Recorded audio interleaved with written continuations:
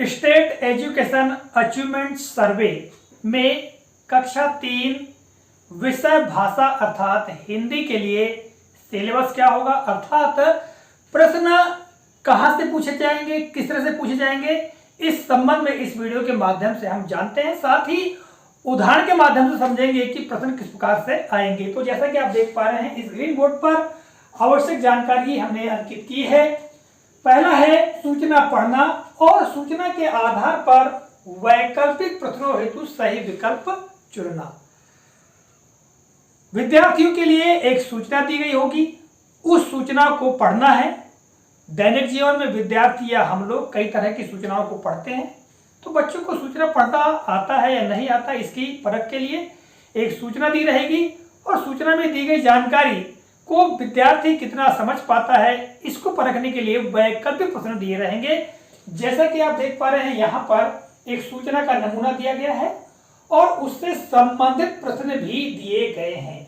अब विद्यार्थी इस सूचना को पढ़ेंगे और सूचना के आधार पर दिए गए वैकल्पिक प्रश्नों को हल भी करेंगे।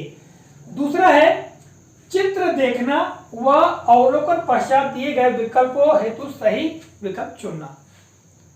देखिए एक चित्र दिया रहेगा और उस चित्र को विद्यार्थियों को देखना है, समझना है, चित्र में क्या क्या दिया गया है उसको जानना है। इसके पश्चात जो संबंधित अर्थात उस चित्र से संबंधित वैकल्पिक प्रश्न दिए गए होंगे तो सही विकल्प का चयन करना है। जैसा कि आप यहाँ पर देख रहे हैं एक उदाहरण दिया गया है।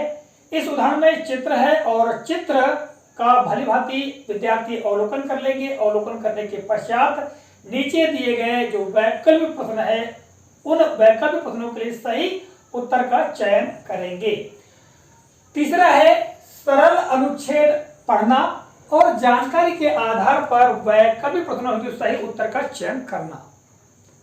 अनुच्छेद दिया रहेगा, एक पैराग्राफ रहेगा, उस पैराग्राफ अर्थात अनुच्छेद में दी गई जानकारी को विद्यार्थियों को अच्छी तरह से पढ़ना है, समझना है कि उसमें क्या क्या दिया गया है और उस अनुच्छेद के नीचे ही उस अनुच्छेद से संबंधित वैकल्पिक प्रश्न दिए रहेंगे और उन वैकल्पिक प्रश्नों के लिए प्रत्येक प्रश्न के लिए एक सही विकल्प का चयन करना होगा। एक उदाहरण भी देखिएगा यहाँ पर, यह है अनुच्छेद और इस अनुच्छेद को विद्यार्थी भली भांति पढ़ लेंगे और पढ़ने के पश्चात उससे संबंधित जो प्रश्न नीचे दिए गए हैं इन प्रश्नों में प्रत्येक प्रश्न के लिए सही विकल्प का चयन करेंगे। इसके बाद आता है चौथा सारणी या तालिका या सूची पढ़ना व संबंधित वैकल्पिक प्रश्नों हेतु सही विकल्प का चयन करना।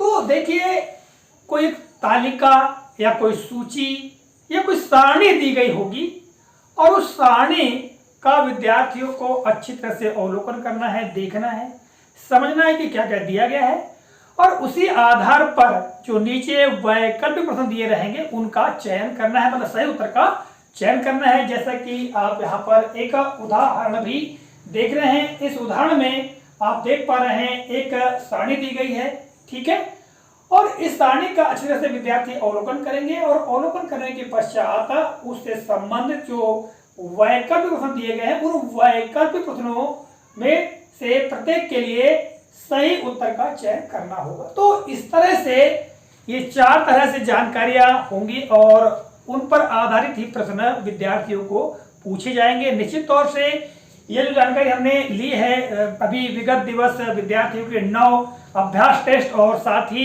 3 जो मार्क्स टेस्ट लिए गए थे उनमें जो भाषा से संबंधित जानकारी थी उसी आधार पर यह जानकारी हमने तैयार की है, बताने का प्रयास किया है। विद्यार्थियों को हम अलग से भी तैयारी करा सकते हैं, विभिन्न प्रकार जो अनुच्छेद है उनके बारे में बता सकते हैं, सारणी के बारे में बता सकते हैं, चित्र के बारे में बता सकते हैं, ठीक है, या कोई सूचना दी गई है उस सूचना के बारे में बता करके वैकल्पिक प्रश्न किस प्रकार होंगे इसकी जानकारी हम दे सकते हैं। तो आज के इस वीडियो के लिए बस इतना ही, मिलेंगे अगले कालखंड में, तब तक के लिए जय हिंद।